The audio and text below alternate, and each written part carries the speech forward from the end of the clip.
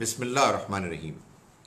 آج ہم کو شروع کرنا ہے سورہ ہجر، سورہ نمبر 15 ہے اور اس کی آیت نمبر 57 سے ہم کو شروع کرنا ہے۔ اعوذ باللہ من الشیطان الرجیم، بسم اللہ الرحمن الرحیم۔ قال فما خطبکم ایھا المرسلون، فرمایا تو پھر تم کس مہم پر آئے ہو اے فرشتوں۔ یاد ہوگا آپ کو کہ پچھلی مرتبہ ہم سبق میں وہاں تک پہنچ گئے تھے کہ جس میں اللہ تعالیٰ نے یہ فرمایا کہ میرے بندوں کو بتا دو کہ میں بہت معاف کرنے والا، رحم کرنے والا ہوں، اور یہ بھی بتا دو کہ میرا عذاب بڑا دردناک عذاب ہوگا۔ اور اس بات کو واضح کرنے کے لیے کہ میں معاف بھی بڑا کرنے والا ہوں، بڑا رحم کرنے والا ہوں، اور میری پکڑ بھی بہت سخت ہے، تم اس واقعے کو سناؤ کہ جو ابراہیم کے مہمانوں کا واقعہ ہے۔ ابراہیم علیہ السلام کے مہمانوں کا جو واقعہ ہے اس کا وہ حصہ تو ہم نے پڑھ لیا کہ جس میں انہوں نے آ کر اللہ کی رحمت کی وہ اس کی جانب سے خوشخبری سنائی کہ جس میں ابراہیم علیہ السلام کو اور ان کی زوجہ کو بڑھاپے میں اللہ نے ایک بیٹے کی خبر پہنچائی۔ یہ ایک پہلو ہے کہ جس کو بیان کیا گیا۔ ابراہیم علیہ السلام نے یہ بات تو محسوس کر لی تھی کہ یہ فرشتے جو آئے ہیں تو کسی مشن پہ آئے ہیں۔ انہوں نے خوشخبری سنا دی بیٹے کی، بڑی اچھی بات ہے، لیکن ابراہیم علیہ السلام کی تسلی نہیں ہوئی۔ یعنی انہوں نے کہا کہ ٹھیک ہے، بڑی اچھی بات ہے، مگر یہ خوشخبری تو ایک فرشتہ بھی آ کے سنا سکتا تھا، یہ جو ایک پوری ٹیم آئی ہے یہ کیا چکر ہے؟ تو انہوں نے کہا کہ فما خطبکم ایھا المرسلون، تمہاری کیا مہم ہے، کس مشن پہ آئے ہو اے مرسلون۔ یہ وہی لفظ ہے جو رسولوں کے لیے ہوتا ہے۔ چنانچہ یہ لفظ قرآن مجید میں جہاں ان نبیوں کے لیے آیا ہے جن کو رسالت کا مقام ملا، وہاں یہ اللہ کے فرشتوں کے لیے بھی آیا، اس لیے کہ اس کا اصل مفہوم ہے بات پہنچانا، پیغام پہنچانا، ارسال کرنا، رسول۔ تو فرمایا کہ کس مشن پہ ہو تم اے فرشتوں۔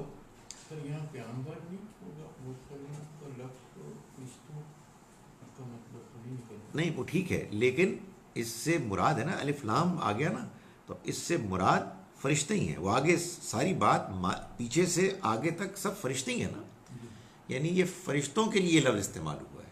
پیغمبر بھی جب آپ بولیں گے تو آپ یہ لفظ بولیں گے تو پتہ لگے گا لوگ سمجھ رہے ہیں کہ کوئی اللہ کے بندے تھے، یعنی انسان تھے۔ سر پیغمبر تو کہتے ہیں۔ بالکل ٹھیک ہے، لیکن پیغمبر سے بھی کوئی مراد ہوگی نا، اس سے مراد کوئی مشین ہے، کوئی انسان ہے نہیں، فرشتے ہیں۔ تو اصل میں وہ ان کو خطاب کر کے کہہ رہے ہیں کہ اے فرشتوں، یعنی جو پیغام لے کر آئے ہو۔ قالو، انہوں نے کہا، انا ارسلنا، ہم بھیجے گئے ہیں، الی قوم مجرمین، ایک مجرم قوم کی طرف۔ یہ ظاہر ہے کہ وہی خدشہ تھا کہ جو ابراہیم علیہ السلام کو تھا۔ معلوم یہ ہوتا ہے کہ لوط علیہ السلام ابراہیم علیہ السلام کے بھتیجے تھے، اور قرآن مجید ہی سے معلوم ہوتا ہے کہ جب ابراہیم علیہ السلام نے اپنی قوم سے کو چھوڑ کر ہجرت کی تو ایمان لانے والوں میں ان پر ان کے بھتیجے لوط بھی تھے۔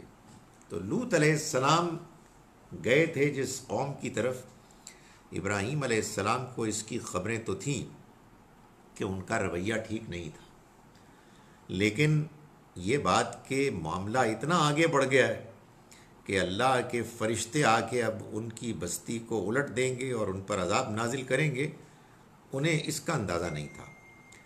تو ان کے اس خدشے کے پیش نظر فرشتوں نے جو جواب دیا اس میں یہ کہا کہ ہم ایک مجرم قوم کی طرف بھیجے گئے ہیں، الا علی لوط، سوائے لوط کے خاندان کے، یعنی وہ جو ان کو ایک خدشہ تھا اس کو گویا کہ دور کیا، ان کے اندر جو ایک پریشانی تھی اس پریشانی کا ازالہ کیا۔ انا منجوہم، ہم ان کو نجات دے دیں گے، اجمعین، سب کے سب کو، الا امرأتہ، سوائے اس کی بیوی کے، قدرنا، ہم نے ٹھہرا لیا، ہم نے طے کر لیا، انہا لمن الغابرین، کہ وہ پیچھے رہ جانے والوں میں سے ہوگی، یعنی وہ عذاب سے دوچار ہوگی۔ خدا کا عدل انصاف کا فیصلہ بے لاگ ہوتا ہے، اس میں کسی کے ساتھ کوئی رعایت نہیں ہوتی۔ اگر کوئی پیغمبر کی بیوی بھی ہے اور وہ اپنے کردار میں، اپنے رویے میں سیدھی راہ پر، ہدایت کے راستے پر نہیں ہے، تو پھر پیغمبر کا ساتھ ان کے لیے کچھ کام آنے والا نہیں۔ فلما جاء آل لوط، پھر جب آئے وہ لوط کے گھر والوں کے پاس، کون؟ المرسلون، وہی پیغام لے کر آنے والے فرشتے۔ پھر جب وہ آئے لوط کے گھر والوں کے پاس، قال انکم قوم منکرون، تو انہوں نے فرمایا، یعنی لوط علیہ السلام نے، کہ انکم، تم، قوم منکرون، تم ایک اجنبی لوگ ہو، یعنی کیسے لوگ ہو جو میں پہچانتا نہیں، اس بستی کے تو نہیں ہو تم۔ ظاہر ہے کہ انسانی شکل میں فرشتے آئے تو ان فرشتوں کو اللہ نے جس شکل میں بھی بھیجا ہوگا، بہرحال وہ بستی والے تو نہیں ہوں گے۔ تو انہوں نے کہا کہ تم کچھ اجنبی سے لوگ ہو۔ قالو بل جئناک بما کانوا فیہ یمترون، انہوں نے جواب دیا، نہیں، بلکہ اصل بات یہ ہے کہ ہم تمہارے پاس وہی چیز لے کر آئے ہیں کہ جس میں یہ لوگ شک کر رہے تھے، یعنی آپ نے ان کو پیغام پہنچایا، انہوں نے اس پیغام کا انکار کیا، آپ نے ان کو بتایا کہ میں اللہ کا رسول ہوں، اور اگر تم نے میرے انکار کے رویے کو نہ چھوڑا تو پھر اللہ کا عذاب آ جائے گا، جس کا وہ مذاق اڑاتے تھے، جس پر وہ شک کرتے تھے۔ تو فرمایا کہ ہم وہی چیز لے کر آ گئے ہیں کہ جس میں یہ شک کر رہے ہیں، یعنی یہ شبہ کر رہے تھے۔ وَأَتَيْنَاكَ بِالْحَقِّ، اور ہم تمہارے پاس حق لے کر آئے ہیں، یعنی واضح قطعی حکم ہم لے کر آئے ہیں۔ وَإِنَّا لَصَادِقُونَ، اور ہم بالکل سچے ہیں، یعنی ہمیں اگر آپ دیکھ رہے ہیں کچھ نوجوان لڑکوں کی صورت میں تو اس سے آپ کو یہ غلط فہمی نہ ہو کہ ہماری کوئی اور حیثیت ہے، نہیں، ہم آپ کے پاس وہ طے شدہ فیصلہ اللہ کر لے کے آئے ہیں کہ جو اس قوم کے لیے عذاب کی شکل میں نمایاں ہوگا۔ اب بغیر کسی تردد کے آپ چنانچہ جو ہم آپ کو کہہ رہے ہیں کریں۔ فرمایا کہ فَأَسْرِ بِأَهْلِكَ بِقِطْعٍ مِّنَ اللَّيْلِ، چنانچہ آپ نکلیے رات کو، بِأَهْلِكَ، اپنے گھر والوں کے ساتھ، بِقِطْعٍ مِّنَ اللَّيْلِ، رات کے ایک حصے میں، وَاتَّبِعْ أَدْبَارَهُمْ، اور آپ ان کے پیچھے پیچھے رہیے۔ یعنی ایسے لگتا ہے کہ اللہ تعالیٰ اپنے پیغمبر کو یہ کہہ رہا ہے کہ یہ اصل میں آپ کا ریوڑ ہے، آپ نے ان کی رکھوالی کی ہے اور آخر وقت تک ان کی رکھوالی کریں، یعنی آپ پیچھے ہوں گے یا آپ کے آگے ہوں گے، تاکہ کوئی بھی نہ پیچھے رہے۔ جو بھی ایمان لایا ہے، جو بھی آپ کا ساتھی ہے، وہ آپ کے آگے آگے ہو اور آپ پیچھے پیچھے ہو۔ وَلَا يَلْتَفِتْ مِنْكُمْ أَحَدٌ، اور تم میں سے کوئی پیچھے مڑ کر نہ دیکھے۔ پلٹ کر پیچھے نہ دیکھے۔ عام حالات میں تو اگر کسی کے ساتھ کوئی نقصان کا معاملہ ہو رہا ہے تو آدمی سے یہی بات مطلوب ہے کہ آدمی نہ صرف یہ کہ دیکھے ان کو بلکہ ان کی مدد کو جائے، لیکن یہاں صورتحال یہ تھی کہ ایک ایسی قوم کے اوپر اللہ کا عذاب نازل ہونے والا تھا کہ جن پر اللہ نے بات آخری حد تک واضح کر دی تھی، ان کے پاس انکار اور اپنی شرارت پر قائم رہنے کی کوئی وجہ، کوئی ایکسکیوز باقی نہیں رہا تھا۔ آخری حد تک وہ زیادتی اور ظلم کا شکار ہو گئے تھے۔ اس لیے اللہ تعالیٰ اہل ایمان کو یہ کہہ رہا ہے کہ اب تمہارے اندر ان کے لیے کوئی ہمدردی نہیں ہونی چاہیے، جسٹ ڈونٹ لک بیک۔ فرمایا کہ ولا یلتفت، اور نہ مڑ کے منکم، تم میں سے کوئی احدن، ایک بھی پیچھے کی طرف دیکھے، وامضوا حیث تؤمرون، اور تم جاؤ وہاں کہ جہاں کی تمہیں ہدایت کی جا رہی ہے، یعنی اس طرف تم اپنا رخ کرو اور اس طرف چلو۔ وقضینا الیہ، اور ہم نے فیصلہ کر کے پہنچا دیا اس تک، ذالک الامر، اس بات کا، ان دابر ہؤلاء، کہ یہ جو قوم ہے اس کی جڑ مقطوع، بالکل کٹ جائے گی، مصبحین، صبح ہوتے تک یہ نہیں بچیں گے۔ ان کے پاس اب کسی قسم کا کوئی ایکسکیوز، کوئی بہانہ، بچنے کے لیے اللہ کے ہاں کوئی امکان باقی نہیں رہا۔ اس لیے اب یہ ختم ہو جائے گی ساری کی ساری قوم، ان کی نسل، اور تم نے بس جو ہم تمہیں کہہ رہے ہیں اس کی طرف آگے بڑھو، پیچھے مڑ کے بھی نہ دیکھو۔ یہ اللہ نے ان کا انجام پہلے بتا دیا، یہ ہوا کیوں یہ اب بتا رہا ہے۔ قرآن مجید میں بعض اوقات کیا ہوتا ہے کہ ترتیب یہ ہوتی ہے کہ جیسے واقعات ہوئے، واقعات تو یہ ہوئے کہ پہلے فرشتے آئے، فرشتوں کے پیچھے وہ پڑ گئے، وہ گھٹیا حرکتیں کرتے تھے، اس کے بعد آخر میں عذاب آیا۔ لیکن یہاں پہلے اس کو بیان کر دیا کہ ان کے اوپر عذاب آ گیا، ان کے بارے میں یہ بتا دیا اب یہ نہیں بچیں گے۔ اس کے بعد یہ بتایا کہ یہ ہوا کیوں، اصل میں کیا ہوا۔ تو فرمایا وَجَاءَ أَهْلُ الْمَدِينَةِ يَسْتَبْشِرُونَ، اس سے پہلے یہ ہوا کہ لڑکوں کو جب لوط کی قوم نے ان کے پاس آتے دیکھا تو وہ خوشیاں مناتے ہوئے ان کے پاس پہنچے، شہر کے لوگ خوشیاں مناتے ہوئے ان کے پاس آ پہنچے۔ یعنی آپ یوں سمجھیے کہ یہ گھٹیا پن کی انتہا ہے کہ انہوں نے دیکھا کچھ خوش شکل نوجوان ہیں اور وہ ان کے گھر آئے ہیں مہمان کے طور پر۔ لوط علیہ السلام اللہ کے پیغمبر تھے، ظاہر ہے کہ انتہائی بزرگ، نیک، شریف، اللہ سے ڈرنے والے انسان تھے۔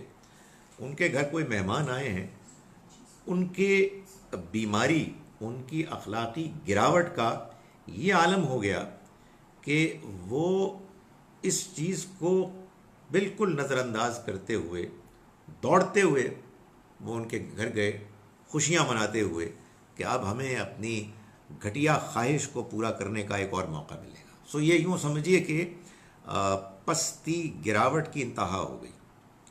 قال ان ہؤلاء، جی، فرشتے انسانوں کے لڑکوں کی شکل میں آئے تھے، اس وجہ سے ہوا۔ اللہ تعالیٰ کسی قوم کو جب پکڑتا ہے تو وہ اس موقع پر پکڑتا ہے کہ جب وہ اپنے گراوٹ کی انتہا کو پہنچ جائے۔ یعنی قریش کے لوگوں نے نبی صلی اللہ علیہ وسلم کو ختم کرنے کے لیے آپ کی قوم کو بدر میں آ کے جب وہ اترے تب ان کے اوپر عذاب نازل ہوا۔ یہاں بھی یہی معلوم ہے، ہر جگہ ایسا ہی ہوتا ہے۔ تو وہ کلائمیکس پہ پہنچ گیا ان کا گھٹیا پن۔ قال ان ہؤلاء ضیفی، لوط علیہ السلام نے کہا بڑی دردمندی کے ساتھ کہ یہ میرے مہمان ہیں، فلا تفضحون، تو اس لیے میری رسوائی نہ کرو، میری فضیحت نہ کرو، یعنی مجھے رسوا نہ کرو، یہ میرے مہمان ہیں، خدا کے واسطے مجھے ان کے بارے میں مجھے شرمندہ نہ کرو۔ واتقوا اللہ، اور اللہ سے ڈرو، ولا تخزون، اور دیکھو مجھے رسوا نہ کرو، مجھے خزیون رسوائی۔ قالو، انہوں نے جواب میں کہا، اولم ننہک عن العالمین، کیا ہم نے تمہیں نہیں روک دیا تھا لوگوں کے بارے میں؟ لوگوں سے مراد باہر سے آنے والوں کے بارے میں، یعنی یہ کہ اگر کوئی آئے گا تو تم نے ان کے اور ہمارے درمیان رکاوٹ نہیں بننا۔ اس سے معلوم ہوتا ہے کہ اس سے پہلے ایک طویل عرصے تک یہ کشمکش جاری رہی۔ ایک جانب وہ اپنی گھٹیا حرکتیں بھی کرتے تھے، بے حیائی کی، اور لوط علیہ السلام کے پیغام کا بھی انکار کرتے تھے، اور ان کو وارن بھی کر چکے تھے کہ دیکھو خبردار، تم ہماری خواہشات کے پورے کرنے کے راستے میں رکاوٹ نہ بننا۔ تو انہوں نے اپنی اسی دھمکی کو یہاں بیان کیا کہ اولم ننہک عن العالمین، کیا ہم نے تم کو لوگوں کے معاملے میں، یعنی باہر سے آنے والے لوگوں کے معاملے میں روکا نہیں تھا؟ تم نے یہ ہمارے راستے میں رکاوٹ نہیں بننا۔ قال ہؤلاء بناتی ان کنتم فاعلین، انہوں نے کہا کہ یہ میری بیٹیاں موجود ہیں اگر تم کو کچھ کرنا ہی ہے۔ یہ جملہ ایسا ہے کہ ظاہر ہے کہ اس میں خیال ہوتا ہے کہ اس کا مطلب کیا ہے، یعنی بظاہر یہ ایک مشکل چیز لگتی ہے سمجھنی۔ معلوم یہ ہوتا ہے کہ اس موقع پر کہ جب بات اپنی آخری انتہا کو پہنچ گئی تو اللہ کے ایک بہت ڈرنے والے بزرگ بندے نے ان کی غیرت جگانے کے لیے کہا، بھائی کچھ کرنا ہے تو یہ ہے۔ یہ کوئی آفر نہیں تھی، بلکہ اصل میں ان کے اندر کی سوئی ہوئی مری ہوئی غیرت کو جگانے کے لیے ایک جملہ تھا کہ یہ تم کیا کر رہے ہو، یعنی میں ڈیسپریشن میں آ کر تمہیں یہاں تک بات کہہ رہا ہوں۔ سو یہ اس ٹائپ کی چیز ہے، نہ کہ یہ کہ ظاہر ہے کوئی اللہ معاف کرے نارمل حالات کی کوئی بات ہے۔ لعمرک، آپ کی جان کی قسم، یعنی اللہ تعالیٰ نے اس موقع پر لوط علیہ السلام کو کہا، انہم لفی سکرتہم یامہون، یہ اپنی بدمستی میں یامہون، اندھے ہوئے چلے جا رہے ہیں۔ یعنی مطلب یہ ہے کہ آپ جو چاہے کر لیں، صورتحال یہ ہے کہ یہ نہیں اب رکیں گے۔ یہ اخلاقی گراوٹ کی جس حد کو پہنچ چکے ہیں، اور ان کے اوپر جو برائی کا بھوت سوار ہے، جس نشے میں ہیں، یہ اب بالکل غافل ہو چکے ہیں، یہ اس میں اندھے ہو رہے ہیں۔ فَأَخَذَتْهُمُ الصَّيْحَةُ، تو ان کو دن نکلتے ہی پکڑ لیا۔ اخذت، پکڑ لیا، الصیحہ نے، یعنی ایک ڈانٹ نے۔ معلوم ہوتا ہے کہ بجلی کی کڑک بھی تھی، اس میں تیز طوفانی بارش بھی تھی، اور پھر اس میں پتھروں کی ہوا بھی تھی۔ تو اس وقت اس ڈانٹ یعنی اس بجلی کی کڑک کو بیان کیا گیا کہ اس نے آ پکڑا، فجعلنا عالیہا سافلہا، تو ہم نے وہ بستی اوندھی کر دی، اوپر تلے کر دی، یعنی اس کی چھتوں کو نیچے کر دیا اور اس کے فرش کو اوپر کر دیا۔ یہ ہے نا اپ سائڈ ڈاؤن، بالکل وہ بستی تلپھٹ ہو گئی۔ وَامْطَرْنَا عَلَيْهِمْ حِجَارَةً مِّن سِجِّيلٍ، اور ان پر پکی ہوئی مٹی کے بارش ہم نے برسا دی، یعنی ایسی پکی ہوئی مٹی تھی کہ جو پتھر بن گئے، اور وہ پتھروں کی بارش ان پر ہوئی۔ معلوم ہوتا ہے کہ تیز ہوا چلی، اور اس تیز ہوا کے ساتھ پتھر تھے جو آ کے ان کے اوپر برسے۔ ان فی ذالک لآیات، اس میں بے شک بڑی نشانیاں ہیں، للمتوسمین، ان لوگوں کے لیے کہ جو سمجھنا چاہتے ہیں، جو بصیرت حاصل کرنا چاہتے ہیں۔ وَإِنَّهَا لَبِسَبِيلٍ مُقِيمٍ، اور یہ ایک ایسے راستے پر ہے کہ جو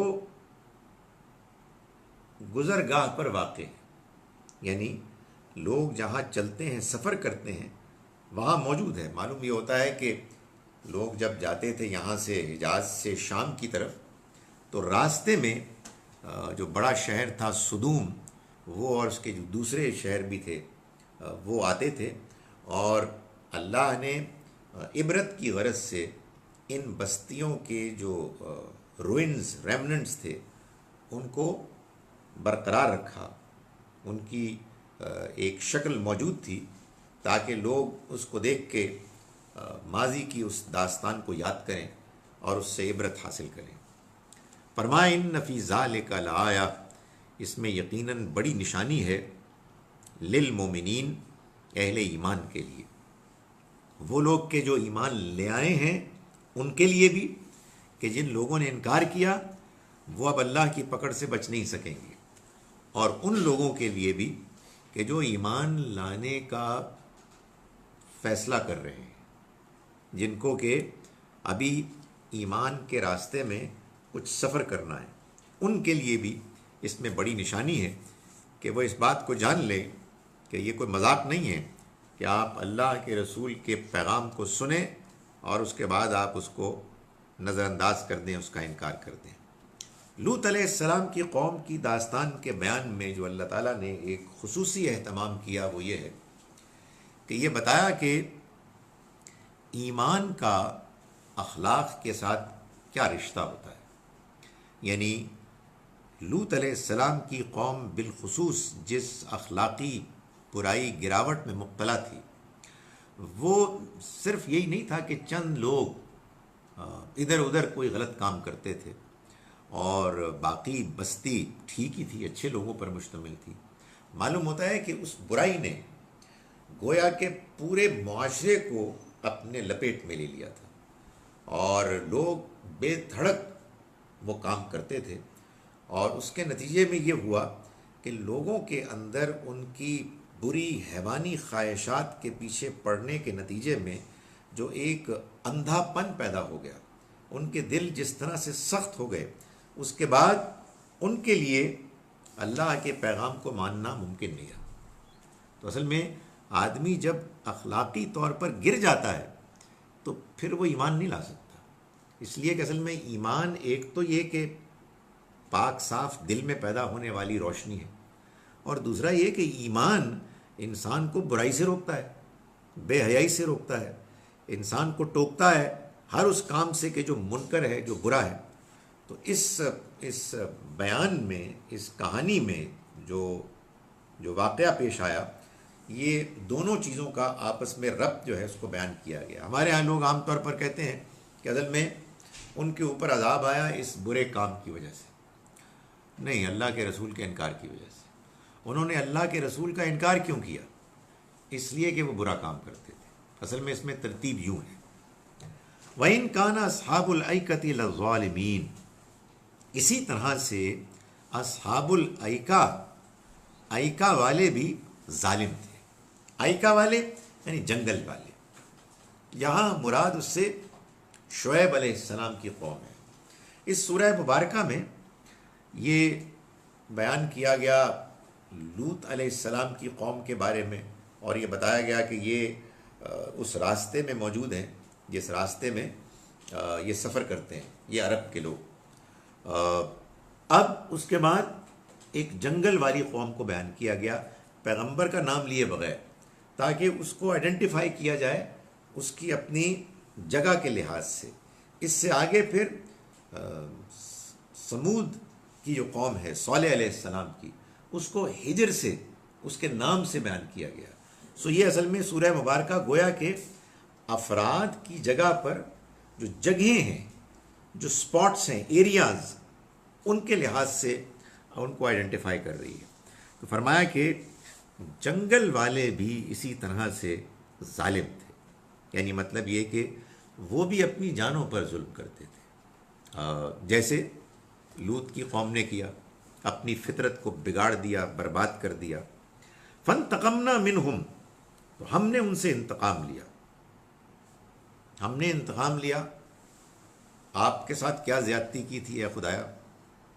خدا تعالیٰ نے ان کو پاک صاف فطرت دی، اس نے ان کو اچھا انسان بنایا، ان کے اندر اچھائی کا امکان رکھا، انہیں اس دنیا میں نوازا، ان سے یہ توقع کی کہ وہ اس کی عبادت کریں گے، اس کے شکر گزار ہوں گے، اس کی دی ہوئی اخلاقیات، دیے ہوئے دین کو فالو کریں گے، انہوں نے سب کو اٹھا کے پھینک دیا۔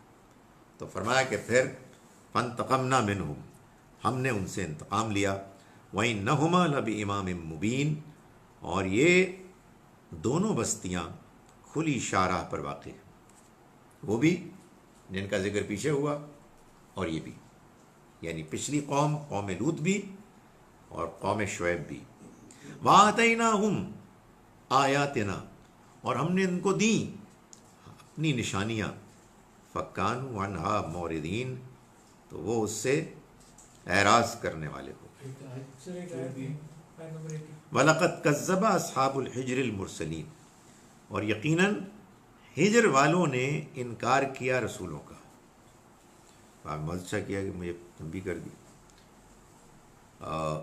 یہ اب تیسرا واقعہ بیان ہو رہا ہے، جو میں نے بتایا تھا کہ قوم ثمود، جن کا کہ علاقہ ہجر تھا، نارتھ ویسٹرن عریبین پیننسلا میں یہ علاقہ تھا، اور اس میں یہ بستے تھے، اور قرآن سے معلوم ہوتا ہے کہ ایک زمانے میں بڑے شاہانہ ان کے محلات ہوتے، یہ پتھروں کو، وادیوں کو تراشتے، لیکن انہوں نے کیا کیا؟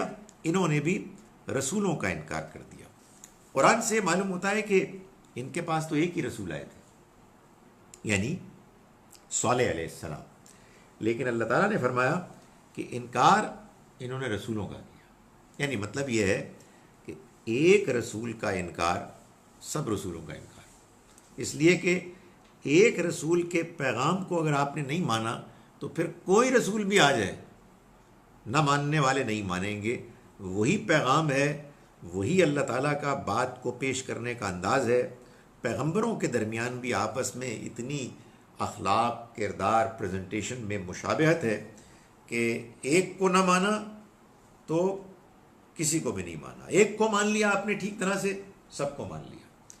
تو فرمایا کہ جھٹلا دیا ہجر والوں نے رسولوں کو، وَآتَيْنَاهُمْ، اور ہم نے دی ان کو آیاتنا اپنی نشانیاں، فَكَانُوا عَنْهَا مُعْرِضِينَ، تو وہ اس سے اعراض کرنے والے، منہ پھیرنے والے بنے، یعنی انہوں نے بجائے اس کے کہ اس پر توجہ کرتے، اس کو سنجیدگی سے لیتے، انہوں نے اس کی جانب سے منہ پھیر لیا۔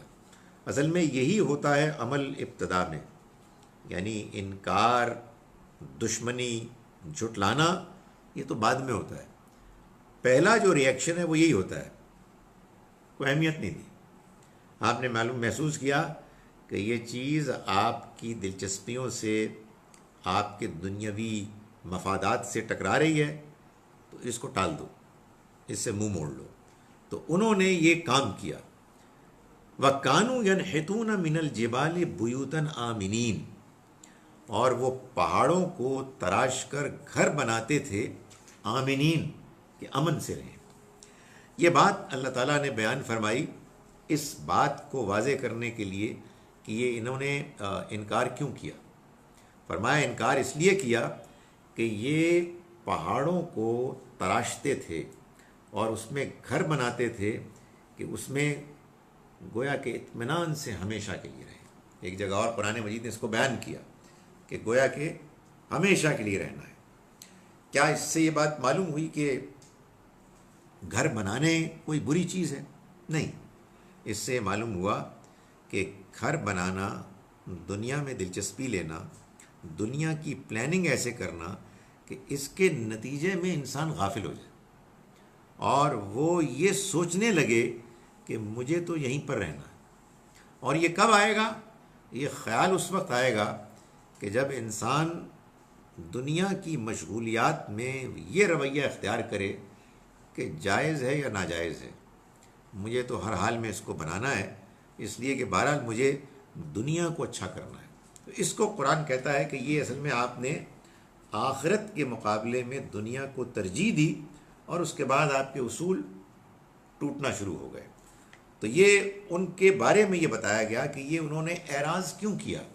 اس لیے کیا کہ کانو ینحتون من الجبال، وہ پہاڑوں کو تراشتے تھے، بیوتن گھر بنانے کے لیے، آمنین چین سے اطمینان کے ساتھ رہنے کے لیے. فَأَخَذَتْهُمُ الصَّيْحَةُ، تو ان کو پکڑ لیا ایک ڈانٹ نے، مصبحین صبح ہوتے.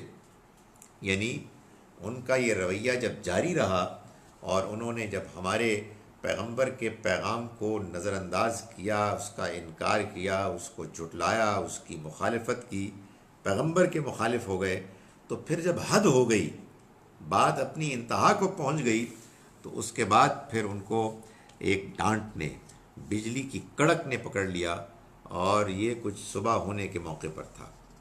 فما اغنی عنہم ما کانوا یکسبون، تو پھر کام نہیں آیا ان کے جو کچھ وہ کرتے رہے تھے، جو کمائی کرتے تھے، وہ سب کی سب دھری کی دھری رہ گئی. وہ ساری ان کی سوچ، ساری ان کی پلاننگ معلوم ہوتا ہے کہ وہ بالکل بیکار بے سود ہو گئی. اس سب کو بیان کرنے کے بعد اب اللہ تعالیٰ نبی اکرم صلی اللہ علیہ وسلم کو تسلی دے رہے ہیں اور آپ سے خطاب کیا جا رہا ہے. پہلے تو پچھلی قوموں کا بیان ہے، ان کی داستان، ان کے واقعات ہیں، لیکن اب یہ سورہ مبارکہ اپنے اختتام کو پہنچ رہی ہے. تو جیسا کہ اور بہت ساری صورتوں میں ایسا ہی ہوا ہے کہ نبی صلی اللہ علیہ وسلم کی طرف اللہ تعالیٰ نے توجہ کی، التفات کیا اور فرمایا کہ وما خلقنا السماوات والارض وما بینہما الا بالحق، اور ہم نے اے پیغمبر نہیں بنایا آسمانوں کو اور زمین کو اور نہ ہی جو ان کے درمیان ہیں، الا بالحق، مگر حق کے لیے. حق یعنی ایک مقصد کے لیے. یہ جو کچھ ہم نے بنایا ہے یہ کھیل کود تماشا نہیں ہے، یہ بے مقصد کریشن نہیں ہے کہ جو چاہے جو مرضی کرے. ہم تو کچھ نہیں کرنے والے، ہم نے تو بنا دی ہے، اب جاؤ کھیل کود کرو، موجیں کرو، میرا اس سے کوئی تعلق نہیں. نہیں، ہم نے تو اس کو بنایا ہے ایک بڑے مقصد کے لیے کہ اس میں لوگوں کو آزادی دے کر پھر اختیار دیں کہ کون ہے کہ جو اچھا عمل کرنے والا ہے اور کون ہے کہ جو برا عمل کرنے والا ہے، تاکہ اچھا عمل کرنے والا یہاں سے نکل کر جائے اور خدا تعالیٰ اس کو جنت میں داخل ہونے کے مستحق قرار دے کر اس کو کامیابی سے ہمکنار کریں. اور وہ کہ جو اپنی آزادی سے غلط فائدہ اٹھاتے ہوئے، ناجائز فائدہ اٹھاتے ہوئے اپنی جان کے ساتھ اور دوسروں کے ساتھ زیادتی کریں اور اللہ کے پیغام کو ٹھکرائیں، وہ وہاں جا کے پکڑے جائیں. تو یہ یہاں جو کچھ ہو رہا ہے یہ تو اصل میں اس امتحان میں جو لوگوں کی اپنی اپنی پرفارمنس ہے، ان کا کرنا ہے، ان کا عمل ہے، وہ سامنے آ رہا ہے. آپ پریشان نہ ہوں، ہم نے آسمانوں کو اور زمین کو اور جو کچھ اس کے درمیان ہے اس کو ایک مقصد کے لیے پیدا کیا ہے. وَإِنَّ السَّاعَةَ لَآتِيَةٌ، اور یہ جان لے کہ قیامت آنے والی ہے. السَّاعَةَ آتِيَةٌ، قیامت کی گھڑی آنے والی ہے. فَاصْفَحِ الصَّفْحَ الْجَمِيلَ، اس لیے آپ خوبی کے ساتھ درگزر کریں، یعنی ان کو درگزر کریں لیکن اچھے خوبصورت انداز میں. یعنی ان کی باتوں سے، ان کی فضولیات سے بددل نہ ہوں، ان سے آپ ان کی باتوں کی وجہ سے مایوس نہ ہوں. ایسا نہ ہو کہ یہ فضول باتیں کریں تو آپ بھی جواب میں اسی طرح کی کوئی بات کریں. آپ اپنا کام کیجئے، آپ اپنے پیغام کو پہنچائیے، اس میں آپ لگے رہیں اور ان کی باتوں پر کہ جو لغو، بیکار، بیہودہ ہے، دھیان نہ دیں اور معاملہ اللہ پر چھوڑ دیں. چنانچہ آپ نظر انداز کریں ان کو خوبی کے ساتھ. ان ربک هو الخلاق العلیم، یقیناً آپ کا رب وہ خلاق ہے، یعنی پیدا کرنے والا ہے. پیدا کرنے میں اس کا کوئی ثانی نہیں ہے, اسی نے سب کچھ پیدا کیا. یہاں خلاق پر اس نے جو زور دیا ہے وہ اس لیے تاکہ یہ بتایا جائے کہ جس نے پیدا کیا آج وہ خلاق ہے, دوبارہ پیدا کرنے کی ضرورت پیش آئے گی دوبارہ پیدا کر دے گا. اسے کوئی چیز اس مقصد سے روک نہیں سکتی. اور علیم ہے وہ, یعنی سب کچھ جاننے والا ہے. اس لیے اسے معلوم ہے کہ دنیا میں کیا کیا زیادتیاں ہو رہی ہیں, اور وہ ان زیادتیوں پر جو لوگوں کا رویہ ہے اس کے مطابق ان کا حساب کتاب لے گا. اس کے ہاں کسی کے عمل, کسی کی نیت کے چھپے رہنے کا کوئی امکان نہیں. اس وجہ سے جب یہ سب حقیقت ہے تو آپ ان کو اگنور کریں اور آپ صبر کریں اور آپ اپنا کام کیے چلے جائیں. اس لیے کہ بے چین تو وہ ہونا کہ جو یہ خیال کرے کہ یہ کیا ہو رہا ہے, یہ بڑی زیادتی ہو رہی ہے, اب اس کے بعد ہونا بھی کچھ نہیں, تو پھر تو واقعی آدمی بہت بے چین ہو. یعنی پھر تو آدمی واقعی کو تباہی مچائے. وہ مجھے ابھی ایک صاحب نے لکھا جی کہ ہم بچپن سے, بڑے ذہین آدمی ہیں وہ, اور ایک پورا کیریئر گزارنے کے بعد انہوں نے ڈسکلوز کیا کہ ہم بچپن سے کارل مارکس کے ہم بڑے قائل تھے اور مداح تھے, اور ہم نے اس کے ریولوشن کو لانے کے لیے ہم نے کام کیا. میں نے کہا سر آپ نے کارل مارکس کو کویسچن نہیں کیا, اس کی فلسفی کو. کیا بکواس ہے یار, کہ دنیا میں یار مطلب آپ کس انقلاب کی بات کر رہے ہیں؟ کروڑ لوگ, بلینز لوگ مر چکے ہیں ظلم زیادتی کے ساتھ. آپ کیا پیغام دے رہے ہیں ہمیں کہ دنیا میں کوئی آپ کو انقلاب لے آئیں گے؟ کیا کر لیں گے انقلاب لا کے؟ اسے ہوگا کیا؟ پھر بندے مار جائیں گے. کوئی بات کریں یار, آپ کو مکمل بات کریں. یہ سورہ ہجر ہے 15, اس کے بس آخری آپ سمجھیں 86-87 آیت میں ہے. تو گزارش یہ ہے کہ یہ دنیا تو ختم ہونے والی ہے. اس میں یہ بات کہ آپ انصاف سچائی کو کسی معاشرے میں انٹروڈیوس کریں, اس کو پھلنے پھولنے دیں, بہت اچھی بات ہے. یہ امتحان کا حصہ ہے, آپ کو موقع ملے آپ اپنا کام کریں. لیکن یہ کہ اگر فرض کیجئے کہ ایسا نہیں ہوتا تو اس کا کیا مطلب ہے کہ آدمی مایوس ہو جائے؟ تو یہ دنیا کی زندگی ایک امتحان ہے. آپ اپنا کام کیجئے, آپ لوگوں تک بات پہنچائیے, اور ان کی فضولیات, ان کی بک بک, ان کی نانسنس کو آپ نظر انداز کریں. کیوں؟ اس لیے کہ اللہ بنانے والا ہے, بہترین بنانے والا ہے. وہ ایک مرتبہ بنا کے تھک نہیں جائے گا, وہ دوبارہ بنا دے گا. اور وہ سب کچھ جاننے والا ہے, یعنی اس کے علم میں چونکہ سب کچھ ہے, اس وجہ سے وہ جب فیصلہ کرے گا تو اس کا فیصلہ غلط نہیں ہوگا. وَلَقَدْ آتَيْنَاكَ سَبْعًا مِنَ الْمَثَانِي وَالْقُرْآنِ الْعَظِيمِ, اور ہم نے آپ کو دیے 7 مثانی یعنی جوڑا جوڑا, والقرآن العظیم یعنی یہ عظیم قرآن. یہ آج کے سبق کی آخری آیت ہے. میں اگلی مرتبہ چاہوں گا کہ اسی آیت پر شروع کروں. وہ اعلان ہو گیا تھا سر کہ آج ہم جلدی شروع کر رہے ہیں. تو یہ جو آخری آیت ہے, میں آپ کو یہ اس کا مطلب بتا دیتا ہوں. اس کی تفصیل اگلی مرتبہ ہم کریں گے. اس کا مطلب, اس کا سیاق میں اس کا مقام یہ ہے کہ اللہ تعالیٰ یہ فرما رہے ہیں, یہ جو شرارتیں کر رہے ہیں, زیادتیاں کر رہے ہیں, مخالفتیں کر رہے ہیں, کرنے دیں ان کو. آپ اچھے عمدہ طریقے سے ان کو نظر انداز کریں, ان کو درگزر کریں, اور دیکھیں ہم نے آپ کو کیا دیا ہے. ہم نے آپ کو یہ قرآن دیا ہے, قرآن جیسی شاندار کتاب ہم نے آپ کو دی ہے. اس کے بعد آپ یہ جو کچھ پائے ہوئے ہیں, جو ان کو دنیا ملی ہوئی ہے, جس کی وجہ سے یہ آپ کو, آپ کے ساتھیوں کو ستا رہے ہیں, کیا فرق پڑتا ہے؟ اس کی حیثیت ہی کیا ہے, اس کی قیمت ہی کیا ہے؟ ہم نے آپ کو کیا دیا ہے؟ غور فرمائیں. ہم نے آپ کو دیا یہ قرآن. وہ کیا ہے؟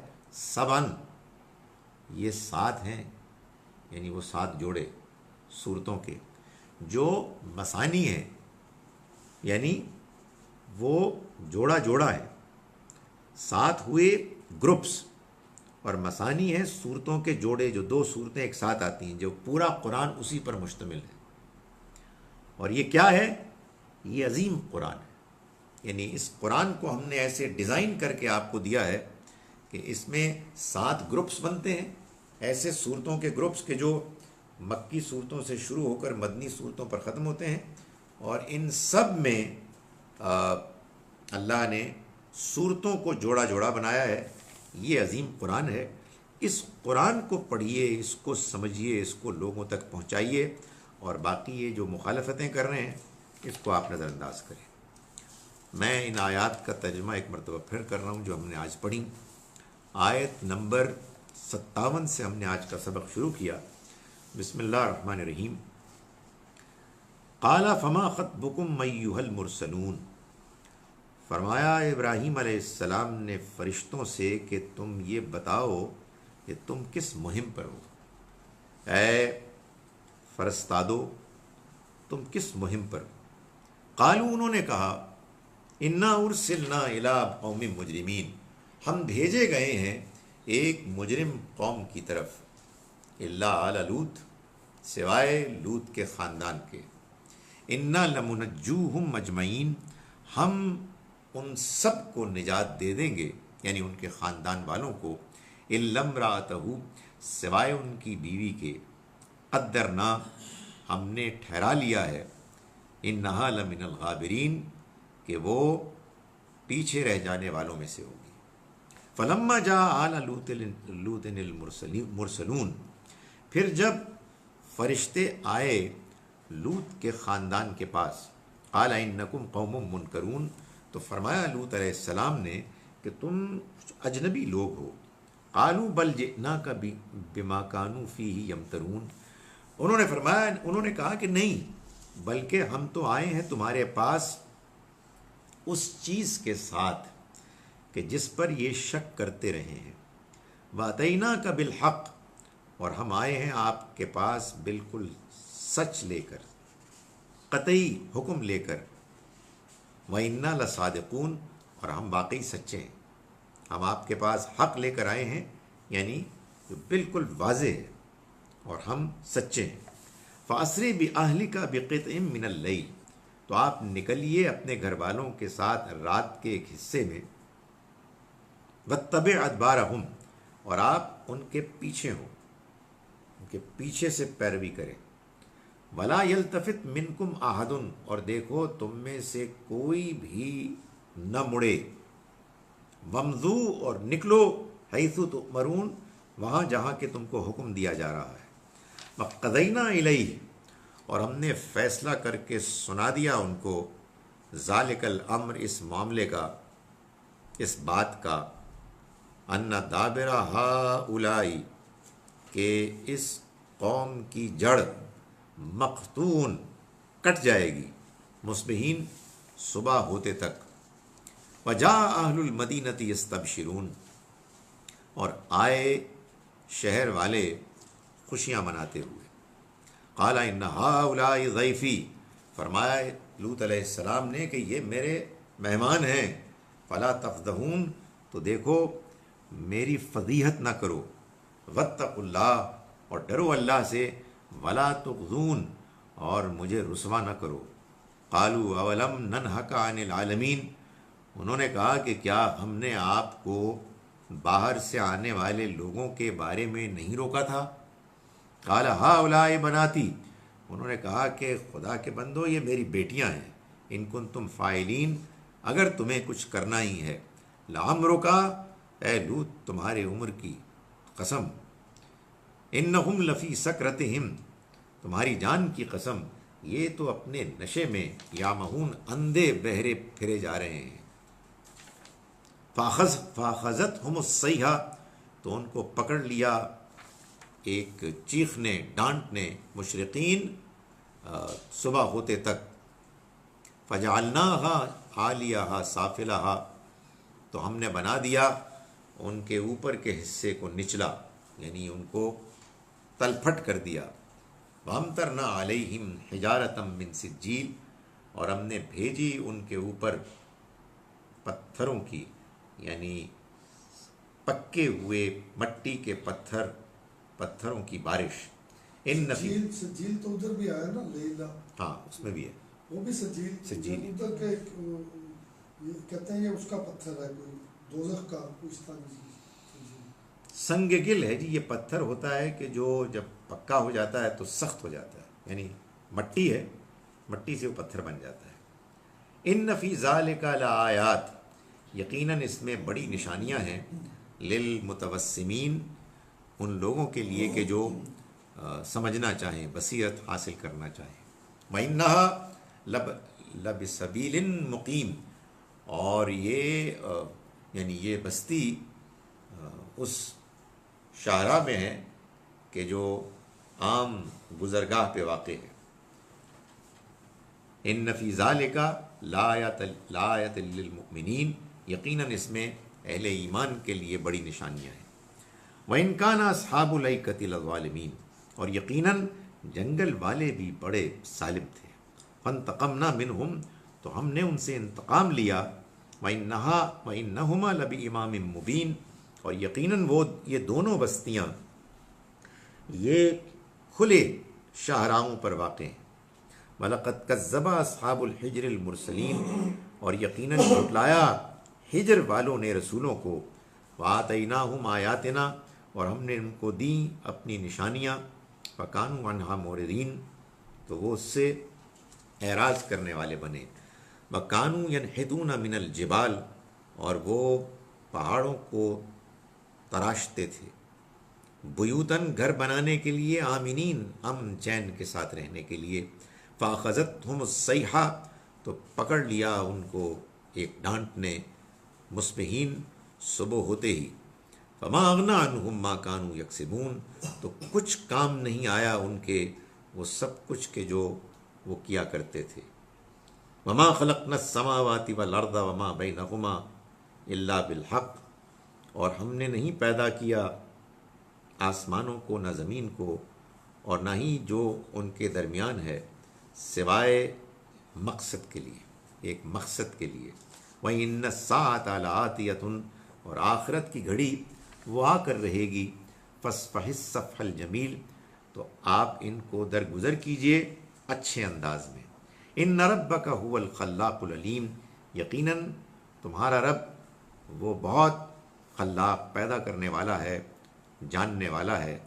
وَلَقَدْ آتَيْنَاكَ سَبْعًا مِّنَ الْمَثَانِي، اور ہم نے دیے آپ کو 7 جو جوڑا جوڑا صورتوں میں ہیں. والقرآن العظیم، یعنی یہ عظیم قرآن. اقول قولی ھذا واستغفر اللہ.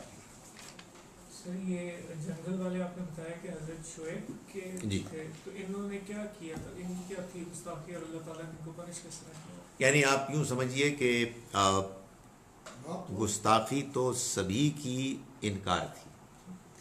یعنی وہ اللہ کے رسولوں کے ذریعے سے آئے ہوئے اللہ کے پیغام کو جان کر سمجھ کر اس کو ٹھکرانے والے بن گئے.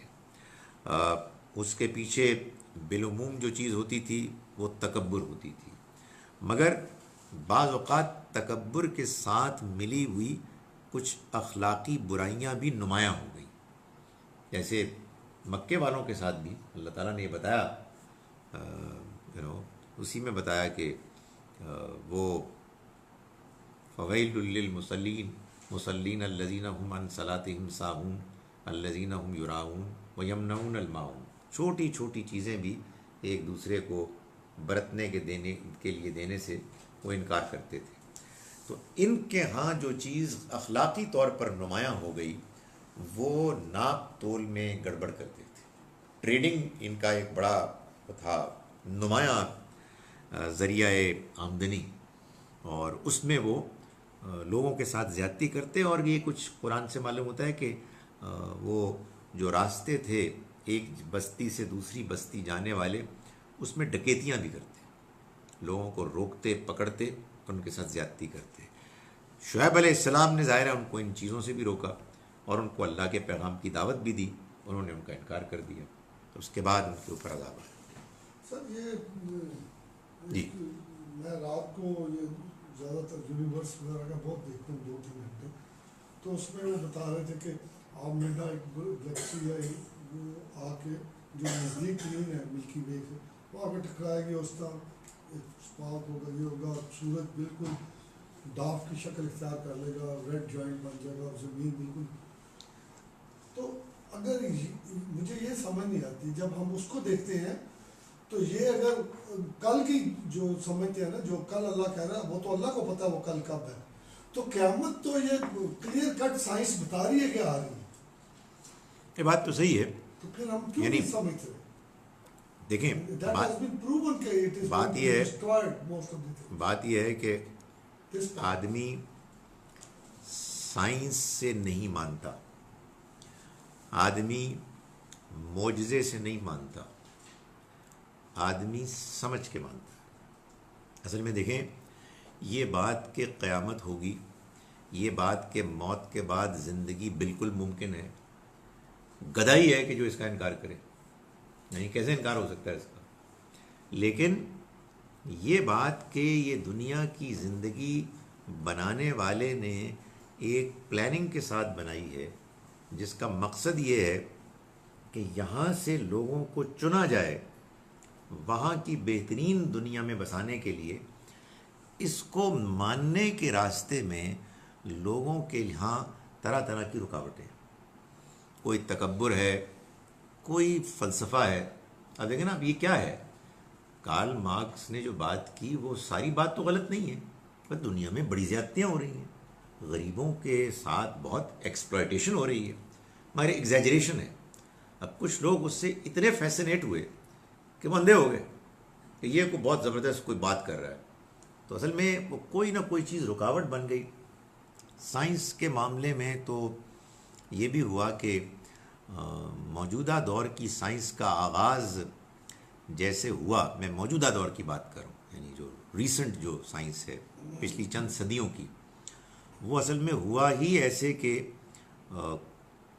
یورپ میں, ویسٹرن یورپ میں جو کرسچن چرچ اور دوسری جانب بادشاہت دونوں نے مل کر جو زیادتیاں کیں, اس کا ریئیکشن جو ہوا فلسفی سائنس میں, وہ یہ ہوا کہ وہ ریلیجن کے خلاف انہوں نے بغاوت کی, اور انہوں نے یہ محسوس کیا کہ جیسے آپ کو معلوم ہے گلیلیو نے جب یہ انکشاف کیا کہ یہ بات بالکل بکواس ہے کہ یہ دنیا جو ہے زمین یہ مرکز ہے, تو اس کو جناب زبردستی اس سے واپس لیا گیا.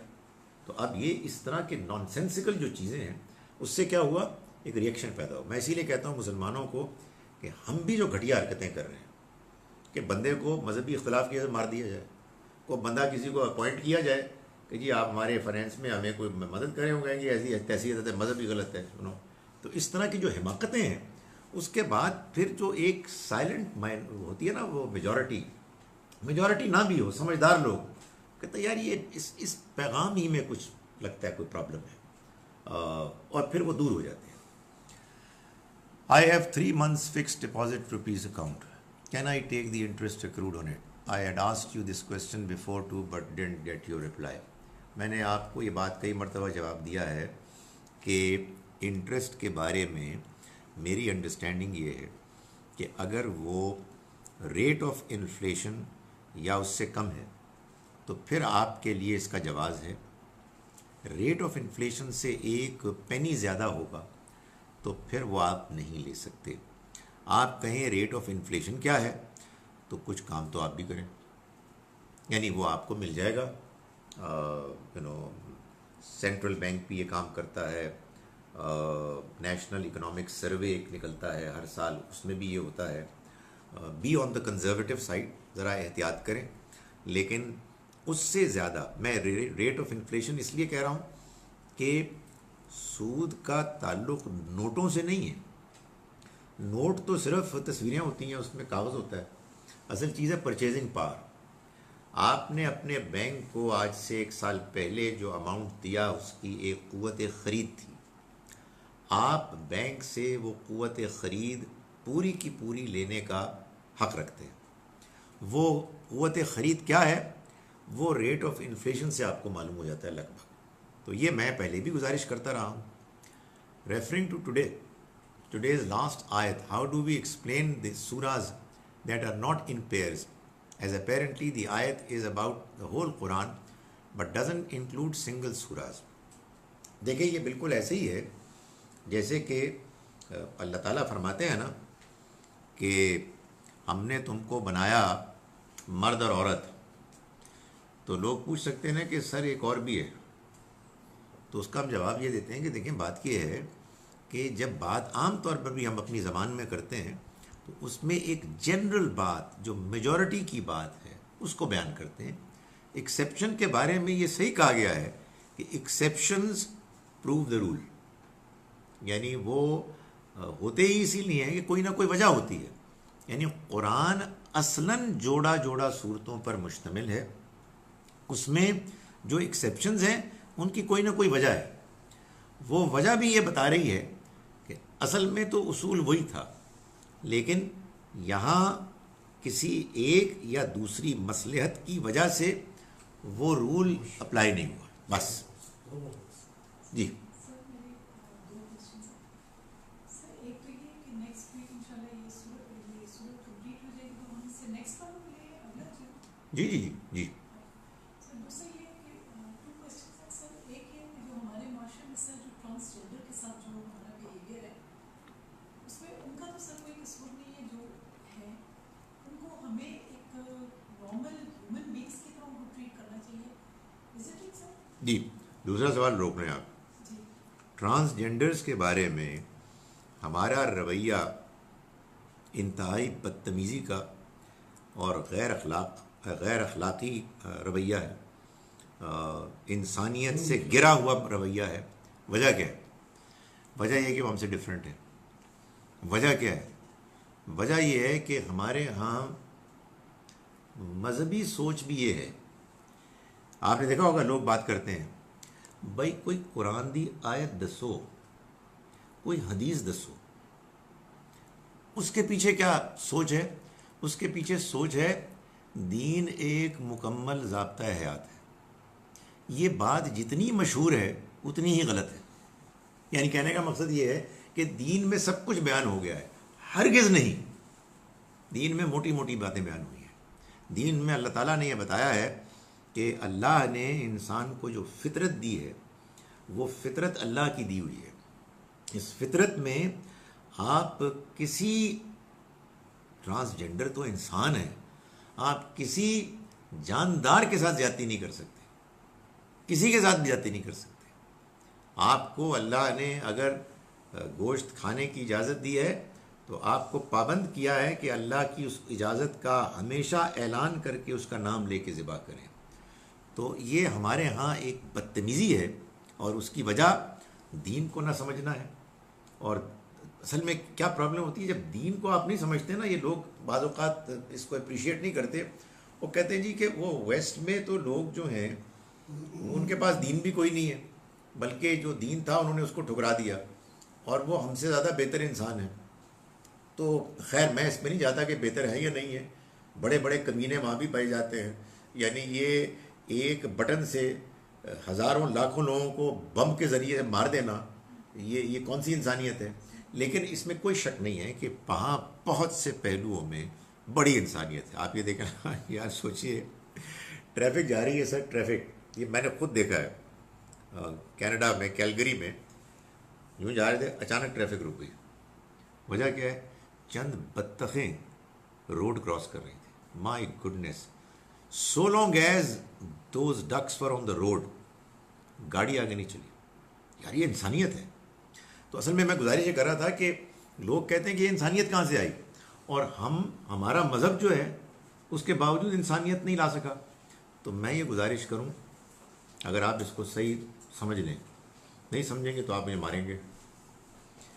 صحیح مذہب انسان کو اٹھاتا ہے اور انسانیت میں بہت اونچا لے جاتا ہے، اور روحانیت میں بھی، اللہ کے ساتھ تعلق میں بھی، انسانوں کے ساتھ معاملات میں بھی. غلط مذہب بالکل الٹ کر دیتا ہے. اس کی وجہ یہ ہے کہ مذہبی لوگوں کو یہ غلط فہمی ہوتی ہے کہ ان کے پاس سارا حق ہے. اور کسی کے پاس حق ہی نہیں ہے. چنانچہ وہ اپنے اس حق کو کہ جو سارا ہے ہی نہیں، بھائی بڑا حق کا حصہ تو پوری انسانیت کے پاس ہے. اخلاق اللہ نے تمام انسانوں کو دیے ہیں. آپ کو اخلاق کے اوپر ایک اور روشنی دی تھی، روشنی پر روشنی، نور علی نور. آپ نے اس روشنی کو غلط سمجھا، جس کے نتیجے میں وہ جو پہلی روشنی تھی اس کا بھی ستیہ ناش کر دیا. یعنی آپ کو ٹارچ ملا تھا کہ جس سے آپ دوسروں کو بھی روشنی دکھاتے، آپ نے اس ٹارچ سے جو موم بتیاں تھیں ان کو بھی بجھا دیا. کیا بدتمیزی ہے یار. تو یہ انفارچونیٹلی ہوا. سر دوسرا کوشچن ہے کہ سر جس بیماری میں یا جس غلط ہیبٹ میں جو سر حضرت لوط علیہ السلام کی قوم ہے سر، اس کو ویسٹ میں تو ابھی اس کو لیگلائز کر رہے ہیں، بلکہ ہو گیا آلریڈی. سر وہ تو اس میں وہ میں نہیں جا رہی. سر میں یہ پوچھ رہی کہ سر اگر کسی میں یہ ایک نارمیلٹی ہو کسی انسان میں، سر اس کا کیا؟ دیکھیے ویسٹ نے میں ایکسکیوز می سر، جی میں اس کو انڈورس نہیں کر رہی، میں ایک انڈیویجول کیس کی سر پوچھ رہی ہوں. ویسٹ نے گیز اور لیسبینز کو باقاعدہ لیگلائز کرنے کا جو طریقہ اختیار کیا ہے، اصل میں یہ اس لیے ہے کہ ان کے پاس دین کی روشنی نہیں ہے. چنانچہ اگر ان کے پاس دین کی روشنی ہوتی تو وہ اس بات کو سمجھتے کہ یہ معاملہ صرف گیز اور لیسبینز کا نہیں ہے. دنیا میں انسانوں کے بہت سے ایسے اور پرابلمز، لمیٹیشنز ہیں جس میں وہ بعض برائیاں کرنے کے اوپر اتنے زیادہ ان کی طرف مائل ہوتے ہیں کہ ایسا لگتا ہے کہ ان کی سیکنڈ نیچر ہے. بندہ ہے، مطلب یہ ہے کہ وہ کسی شریفانہ مجلس میں بیٹھا ہے، وہ گھٹیا گالیاں دیے بغیر اس کی زبان ہی نہیں کھلتی. آپ اس کو روکیں گے، منع کریں، پھر شروع ہو جائے گا. تو ایک بندہ ہے چوری کیے بغیر اس کا کوئی گزارا ہی نہیں ہے، وہ جدھر جاتا ہے چوری کرتا ہے اور لے کے بھاگ جاتا ہے. آپ یہ کہہ رہے ہیں کہ گالی دینے والے کی گالی کو جائز کر دو، آپ یہ کہہ رہے ہیں چوری کرنے والے کی چوری کو جائز کر دو. بھائی ہم مانتے ہیں کہ بعض لوگوں کے اندر چوری کرنے کا رجحان پایا جاتا ہے، اللہ جانے کیوں ہے، پیدائشی ہے، بایولوجیکل کوئی ان کے اندر کوئی ایب نارمیلٹی ہے، وی ڈونٹ نو. ہماری عدالت میں جب ان کی چوری آئے گی تو ہمارے قاضی، ہمارے جج اس کا الاؤنس رکھیں گے اور ان کو سزا کم دیں گے. ہم ان کی برائی کو ڈھانکیں گے، یہاں تک تو ٹھیک ہے. لیکن آپ آئیں عدالت میں اور آپ کہیں کہ یہ جائز ہے، یہ ظلم ہے، اس کے بعد تو ہر بندہ چوری کرے گا، ہر بندہ گالی دے گا. تو اصل بات یہ ہے کہ شادی نکاح کے علاوہ کوئی جسمانی تعلق جائز نہیں ہے. اس میں چاہے مرد عورت کے ساتھ کرے، مرد مرد کے ساتھ کرے، عورت عورت کے ساتھ کرے. جب کوئی شخص یہ غلط کام کرتا ہے وہ غلط کام ہے. اگر وہ منظر عام پر نہیں ہوا تو ہم چھپائیں گے، ہم سمجھائیں گے، ہم کہیں گے یار یہ کوئی غلط بات ہے، مارے جاؤ گے اللہ کے ہاں، یہ تم گھٹیا حرکت کر رہے ہو، یہ بڑی بے حیائی کی بات ہے. لیکن انہوں نے جو غضب کیا ہے وہ یہ کیا ہے کہ انہوں نے اعلان کر دیا کہ یہ کام جائز ہے. اور ہمارے ہاں لوگ کہتے ہیں جی کہ کیا کریں، وہ ضمیر اس سے مطمئن ہوتا ہے کہ آپ نے ایک کام جو ہے نا اب لیگل کیا ہے. گزارش یہ ہے کہ ضمیر یا مطمئن ہوتا ہے یا مر جاتا ہے. یعنی آپ نے ایک غلط کام کو کر کے اور اس کا اعلان کیا اور اس کو سیلیبریٹ کیا اور آپ کا اطمینان ہو گیا کہ آپ ٹھیک کر رہے ہیں، تو نہیں، ایسا نہیں ہے. یہ ایک آزمائش ہے. اگر کسی شخص کے اندر یہ چیز پائی جاتی ہے، ہم اس سے کہیں گے کہ تم اس سے فائٹ کرو جتنا فائٹ کر سکتے ہو. اگر وہ یہ محسوس کرے کہ فائٹ کرنے کے باوجود بعض اوقات غلطی ہو جاتی ہے، اللہ سے معافی مانگو، اس لیے کہ یہ دنیا کی زندگی آزمائش ہے، اس میں ایب نارمیلٹیز ہوتی ہیں. یعنی میں اس بات کا انکار نہیں کرتا، اگرچہ کہ یہ بات ابھی سائنٹیفکلی آخری حد تک اسٹیبلش نہیں ہوئی ہے کہ یہ کوئی پیدائشی چیز ہے. اس کا امکان ہے کہ یہ ایب نارمیلٹی بچپن کی بعض والدین کی غلطیوں کی وجہ سے ہوتا ہے. ہم چھوڑ دیتے ہیں اپنے بچوں کو کچھ عورتوں کے ساتھ، مردوں کے ساتھ، ہم ان کو آزاد ماحول میں چھوڑ دیتے ہیں. بعض صورتوں میں یہ بھی امکان ہے کہ کچھ دوائیاں ایسا اثر کرتی ہیں وغیرہ وغیرہ. لیکن فرض کیجئے کہ مان لیا کہ پیدائشی طور پر بھی ایسا ہے، تو اس سے کوئی فرق ہی نہیں پڑتا. اصل چیز یہ ہے کہ جو برائی ہے وہ برائی ہے. اب یہ تو نہیں ہو سکتا نا کہ یہ بات ثابت ہو جائے سائنٹیفکلی کہ کچھ لوگ پیدا ہی ہوتے ہیں چور، تو آپ کہیں ان کے لیے تو بس آپ جائیں کسی سٹور میں بھی جائیں، ان کو لائسنس مل جائے گا کہ یہ پیدائشی چور ہے اور یہ جو مرضی چوری کریں گے یہ ان کے لیے ٹھیک ہے، لائسنس ہے. دس از ایبسولوٹ نان سینس. اس طرح دنیا نہیں چل سکتی. اس وجہ سے میرا یہ خیال ہے کہ وہاں چونکہ ان کا اس وقت دنیا پر حکومت کا کرنے کا ان کا موقع ہے، ان کی تہذیب ہی اصل تہذیب ہے. ان کے ہاں آزادی، مادر پدر آزادی، آخری حد تک آزادی، یہ ان کا اصل نصب العین ہے. اس کے نتیجے میں ان کے ہاں یہ لاز پاس ہو گئے ہیں. ہمیں اپنے لوگوں کو، نوجوانوں کو، سب کو سمجھانا چاہیے کہ اس کا ہم سے، اللہ کے دین سے اور اخلاق سے کوئی تعلق. اچھا سر، میرا جی